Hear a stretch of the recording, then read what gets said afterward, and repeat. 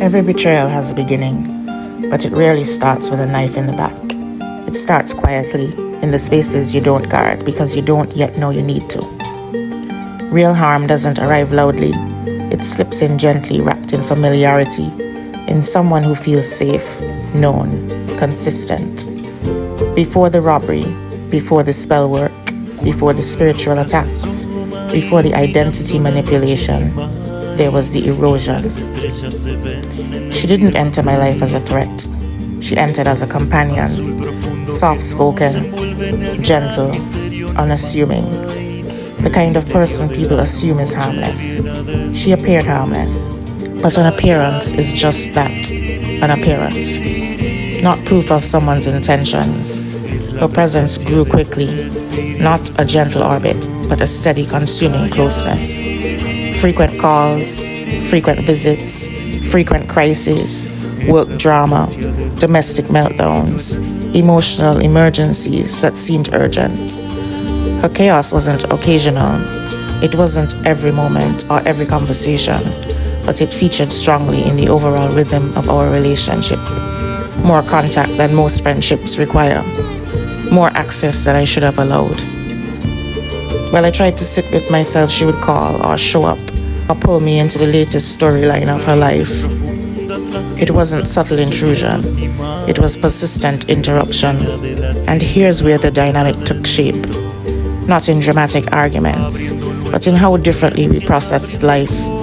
Her coping style was mostly external, but it wasn't emotional expression. She didn't articulate feelings. She didn't name what hurt or what she feared. What she offered was stories, always framed so she appeared victimized, wronged, misunderstood, or attacked. It wasn't emotional honesty. It was emotional positioning.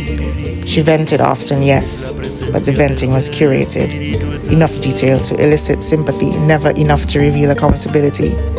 Entire parts of her life were noticeably withheld, edited out, or reshaped, depending on the audience. My style was different. I processed a lot internally, but I also shared with her, not because she proved she could hold it, but because at the time she was present, and I mistook proximity for safety. I wasn't silent or guarded. I was doing what many people do, balancing inward reflection with genuine outward sharing, believing that mutual disclosure creates mutual trust. But our motives weren't aligned. She expressed to reinforce a narrative. I expressed to understand myself. She spoke to maintain an image. I spoke to gain clarity. Two different emotional languages moving beside each other without ever naming the mismatch. And instead of asking, can she hold what I'm giving, or is this dynamic healthy, I did what I had always done. I accommodated, I adjusted, I made space. Not because I felt stronger, not because I felt wiser, but because at the time I hadn't yet learned how to protect my own energetic boundaries with the same care I extend to others. That's how erosion works. Small compromises that don't look like compromises at first. And the early signs were subtle. So subtle I almost dismissed them. My inner work interrupted. Her emotional framing always casting her as the victim. The selective storytelling. The noticeable withholding. The sense that she watched more than she listened. The subtle pressure to always be available. The faint feeling that something was off. And then the moments that deserved more attention than I gave them. Financial mail arriving already opened. A missing $200 I knew had been in my car moments before. Things that didn't sit right, but I softened them into misunderstandings, the way many of us do when we're trying to make a relationship work or trying to see the best in someone. I didn't interpret these moments as malice. I interpreted them as oddities because I didn't yet understand who I was dealing with. Erosion is like that. It's slow, quiet, non-threatening, until it isn't. And while all of this was unfolding, life kept handing me tiny tests, small opportunities to prove who I was becoming, time-lapse video files corrupted, unexpected interactions that triggered old shame, people close to me whose discomfort with my voice made me question myself, as if healing only counts when it's silent and polite. It's not easy to stand in this place.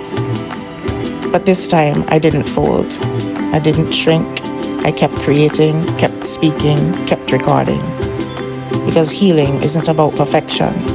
Healing is about showing up in my authenticity, especially when it's inconvenient, uncomfortable, or misunderstood. Healing is proving to yourself and to the universe that you are who you say you are. And when I finally show up for myself, I'm able to show up in the world with clarity, integrity, and alignment. That's what real self-devotion looks like. And in part 3, when the red flags start stacking, the missing money, the open financial mail, the narrative shifts, the subtle public digs, that's when the misalignment becomes impossible to ignore. Part 3 is where the story stops hinting and starts revealing, where the whisper becomes a warning, where the mask begins to fall.